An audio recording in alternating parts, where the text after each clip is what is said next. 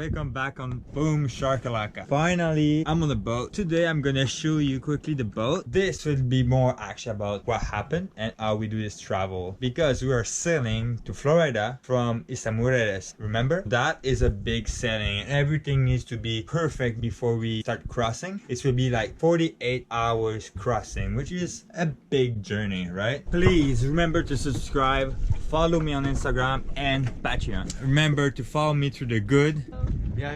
Hola. And the bad time. No, the main sail just broke. I'm not even sure if we can make it to Florida. Alright, time for you to get to know Boom Sharkalaka a little bit better. Here is the swim platform with baby Boom, captain wheel, instruments here, seats over there. Let's go inside. This is my workstation. I'm guilty, it's a little bit messy here. My fault. Captain desk, whatever you want to call it. Beautiful table. We can seat a lot of people. It can make a bed underneath. Sink, garbage, bread machine, fridge. No, but seriously, look how big it is. I can probably live in it. Freezer, that's pretty big too. So much space. By the way, look at that bamboo. I was so happy when I found that. So it's obviously unbreakable. It's float, organic. What do you want with that? What's next? What's next? What's next? I think one of the rooms, shower and toilet. Peace. Another double cabin. No, but seriously, there's a lot of space. This is not the master cabin and look like I mean, it's pretty spacious. This is the master cabin. Look how many places. I can put stuff everywhere. Look there. This is amazing. This is pretty cool, right? This is like another level. The bed itself, it's so comfortable. I really like it. You can see the stars, sunrise, sunset. It's like the TV. Perfect if you want to spy the neighbors.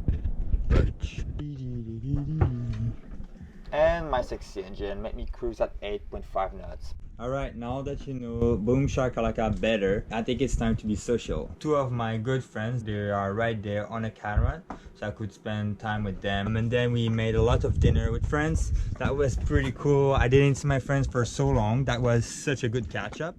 And finally, there is my dad.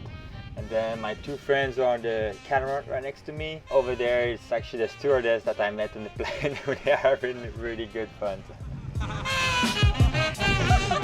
Mostrame, dale.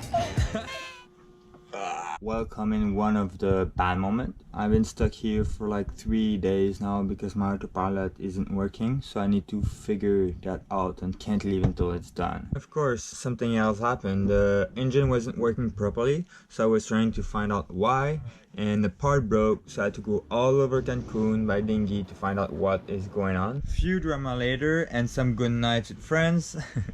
The boat is finally kind of ready, but we need to go. The weather will be really interesting because we will have the wind against us, the waves against us, so it's gonna be pretty bumpy and uncomfortable the entire way, basically. Usually when you do this for like a couple hours, it's fine, it's rock and roll, let's do it. When it's like 2-3 days, come on, when this gonna end? As you can see, this is our navigation. If you think about it, the wind will come from that way, from the north, which is leave us like around 40 degrees all the way to Florida. Because my boat doesn't have a long autonomy with diesel, since it's a really good boat for sailing, so I can drive for maybe 24 hours straight, but then I'm running out of diesel. That's something that I must take in consideration before leaving this beautiful island. There we go, this is the moment. We are getting ready to leave right now. Maybe stop to Key West or go up to Fort Lauderdale. Let's hope for the best. Like I said, I'm with my dad, my niece and his friend. They've never been out there in their life. I'm curious to see their face when they see the first big wave.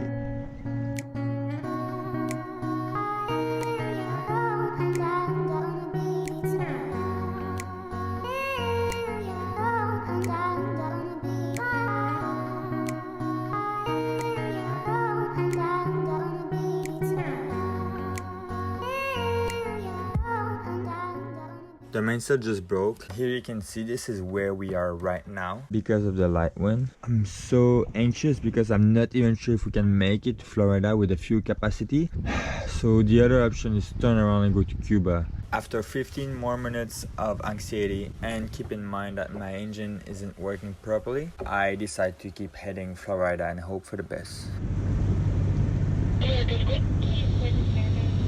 It's now been 24 hours since the mainsail broke and we finally see land. It's such a release. It was the first big crossing experience for my niece. She did survive. I would like her to tell you a little bit how it was. I don't know what I can say. I'm in my room. Why you were in your room for? Because I'm seasick. All the trouble. All the trouble? Yeah. What? Did you actually like, you know, like throw up? Yes. Like how many dinner? A lot of dinner. Ouch. No, that was miserable. She was stuck in a room there, not able to move. It was pretty intense. Is there anything positive you get from this journey? Yeah, when we saw the dolphin and the wave and the land at the end. Once we got to Key West, basically it was a race against time because my family was leaving from Nassau, so I had to get there as soon as possible. First, let's give a Boom Sharkalaka bath. Then my pull-up bar, really important. Make a huge grocery and then find out what's going on with the engine, which was the turbo. Fix the mainsail and then we were ready to go. 40 hours later, there we are in Nassau, ready to rock, ready to finally enjoy life. Stay tuned because the next video, this is where the action starts. Remember to give a thumbs up if you like this video, subscribe, follow me on Patreon and Instagram. Thanks for watching, guys.